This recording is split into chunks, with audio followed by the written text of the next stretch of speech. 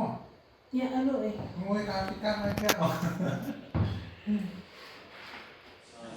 Thank you for coming, tēnā koutou, tēnā koutou, tēnā koutou katoa. No mai, haere mai.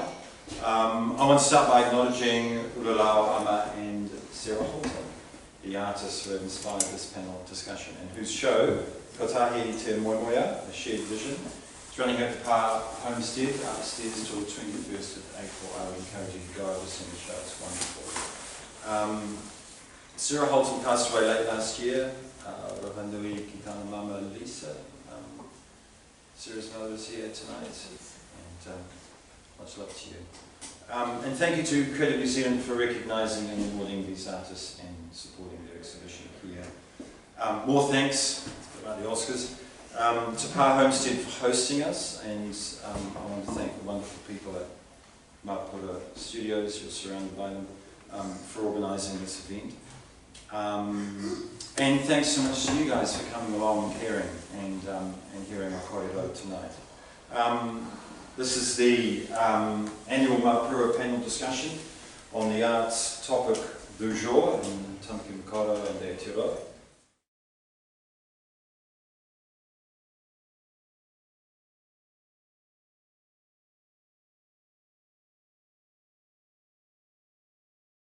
I just want to really talk about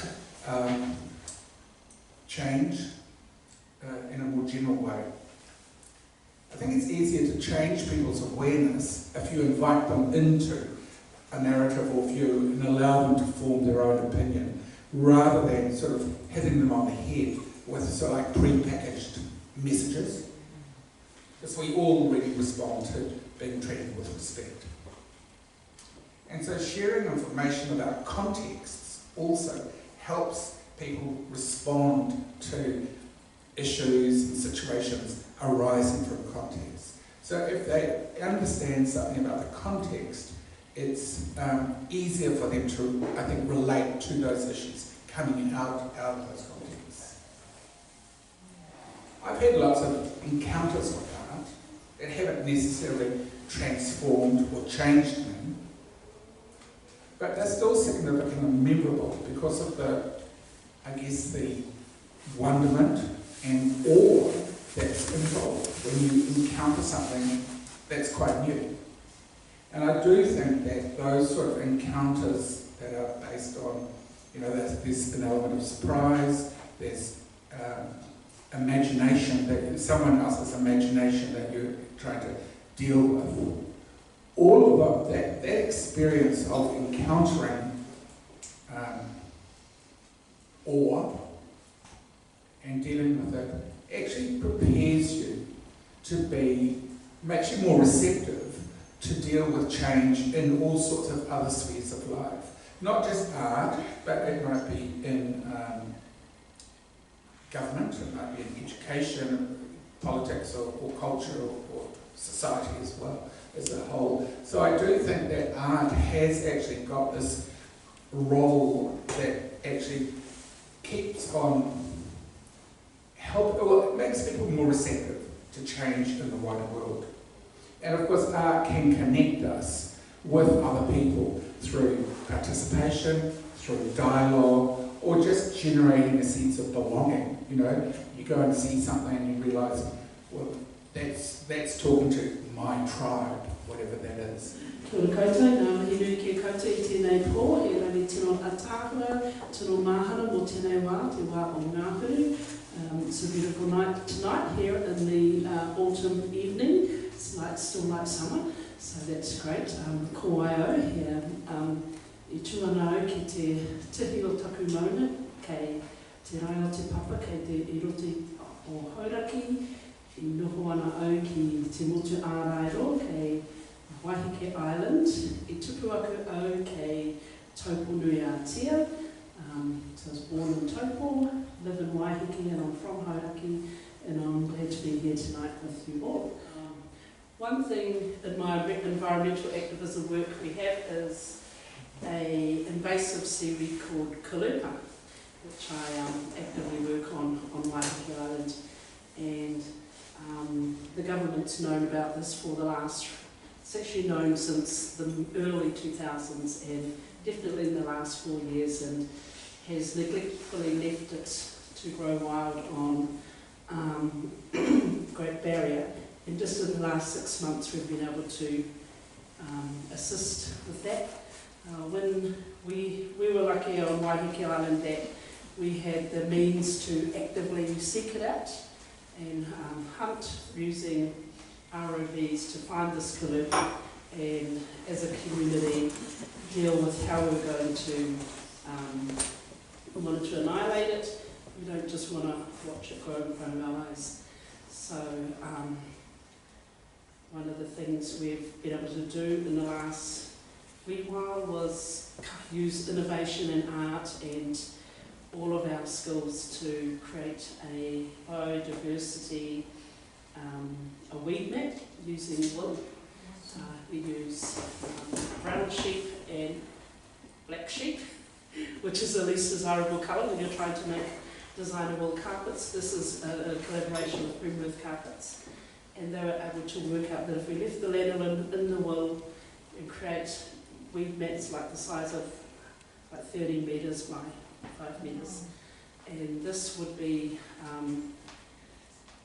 a tool we could use to suffocate the weeds, the kalupa, and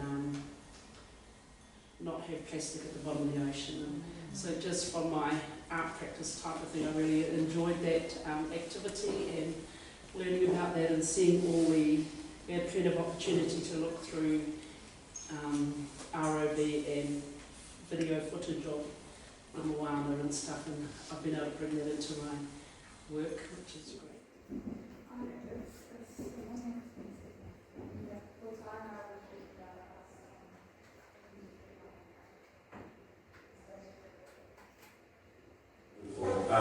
We have two NZS interpreters here, Tara and Elisa. I'd just like to thank them for their mahi tonight. Thank you. The floor is yours. Kia ora koutou, ko Jeremy Mail tōku ingoa. I know we've got our sign interpreters here. I'm going to practice something. So my sign name is Jeremy. For me, it's about the stories that we tell, and that the art that we make, whether it's music or theatre or poetry or paintings, is story. And it's communicating something. And so in the creation of that work, I say something, and in your reception of that work, hopefully you receive something. Now, whether you receive the same thing that I said, to me, ultimately doesn't really matter. And that, I know that that's different for other artists, and I don't speak on behalf of anyone else, but for me, I know that I've said something, and if it has resonated with you in something, then that is an exchange, and that is a piece of communication that's really valid and exciting. And so that becomes a really rewarding space to think about how art in all its forms becomes story and how stories change us. Because stories are how we understand the world, they're how we make meaning, and have been throughout human history. We make meaning through story. The way we understood the weather before we had science, we told stories of gods or of other beings who controlled these kind of changes. That was how we kind of understood them. And so stories become an act of understanding, they become an act of meaning making, and like Philip was saying, that they become that opportunity to connect to awe or to connect to those feelings of joy.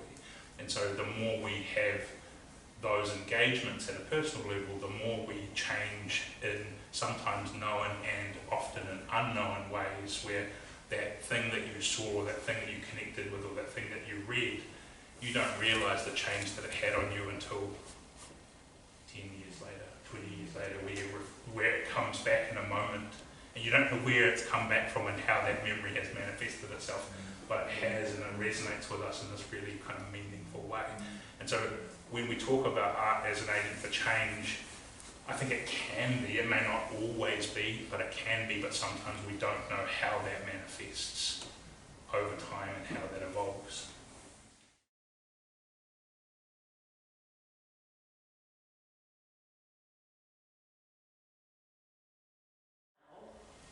I think I've realised that people are almost we're potentially viewing journalism a little bit too much as a service and not kind of appreciating the creativeness that goes into it, because, you know, a couple of weeks ago, I'm sure everyone's seen, you know, there's a lot of things shutting down, there's a lot of journalists losing their jobs, and people are having, you know, politicians included, having very interesting reactions to that. But while all of that was happening, Stuff published an article completely written by AI. And so it was just a robot article. And it was really bad. Like it was very, very poorly written. Technically, it served the purpose of taking the information that they wanted to share and presenting it to a reader. And I think that is essentially what a lot of people are now viewing journalism, and certainly what I used to view journalism as, which is, well, you just got to take this information, maybe move it around a bit and then present it to people so that they can be informed. You know, that's always the thing, informed. You want people to be informed voters or informed citizens. And what this kind of AI article suggested was that if you do that, it's not very good. If you just did that part, which anyone can do, you know, well, you literally wouldn't do anything, you just take the information and put it out there.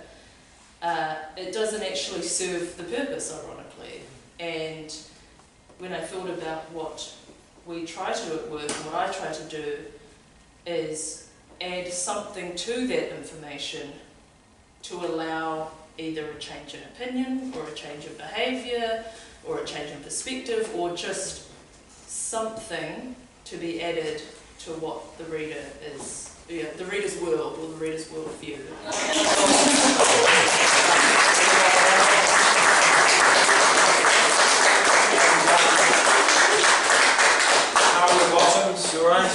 Good work out. And thank you to everyone for coming. We really appreciate it. Thank you to Makura Studios for doing it again. See you next year. Put it in your calendar. Thank you very much. Thank you.